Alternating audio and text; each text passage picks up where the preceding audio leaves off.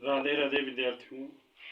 जैसा कि कहा था मैंने आपसे कि हिंदी साहित्य का इतिहास पर चर्चा करेंगे, तो ये लेक्चर उससे संबंधित है।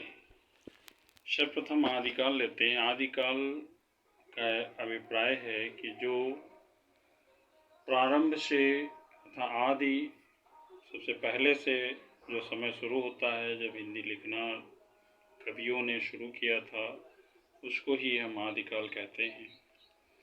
आचार्य रामचंद्र शुक्ल द्वारा हिंदी साहित्य का इतिहास नामक ग्रंथ में, जो कि सर्वश्रेष्ठ ग्रंथ है, उसमें बताया गया है कि आदिकाल, जिसे वीर गाथा काल भी कहा जाता है, कि समयावधि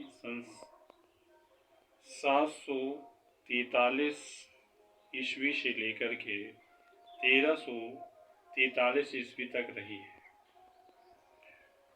आदिकाल में विभिन्न प्रकार के ग्रंथ लिखे गए, जिनमें रासो काव्य परंपरा के, सिद्धों के ग्रंथ, नाथों के ग्रंथ और रास ग्रंथ लिखे गए, जिनमें जैन विद्वानों ने, मुनियों ने भी लिखा है। हम देखते हैं कि आदिकालीन परंपरा में सबसे पहला जो ग्रंथ मिलता है गद्य का, वह चंद छंद वर्णन की महिमा नामक ग्रंथ है, जो अकबर के दरबारी कवि गंग द्वारा लिखा गया। इसके पश्चात अन्य तमाम ग्रंथ लिखे गए, जिन पर भी हम चर्चा करेंगे। रासो ग्रंथों में देखा जाए तो पृथ्वीराज रासो, खुमान रासो, बीसलदेव रासो और परमाल रासो, हालाखंड इत्यादि के नाम विशेष उल्लेखनीय हैं। रासो का अर्थ है रस।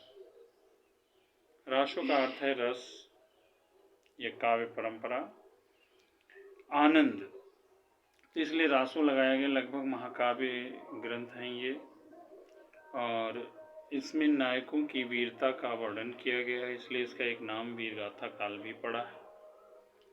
राहुल सांकृत्यायन ने इसे सिद्ध और सामंतों के काल से जोड़ा, तो सिद्ध सामंत काल कहा। और आचार्य प्रसाद द्विवेदी जी ने इसका नाम आदिकाल रखा। आचार्य हजारी प्रसाद द्विवेदी ने इसका नाम आदिकाल दिया है। प्रारंभिक काल, इसका नाम गणेश चंद्रगुप्त आदि ने, मिश्र बंधुओं ने इसका नाम प्रारंभिक काल रखा आदिकाल का। तो ये विभिन्न नामावली से संबंधित विद्वानों के, आलोचकों के मत हैं। विद्यार्थियों, आदिकालीन हिंदी में अपभ्रंश भाषा के शब्दों का बाहुल्य है।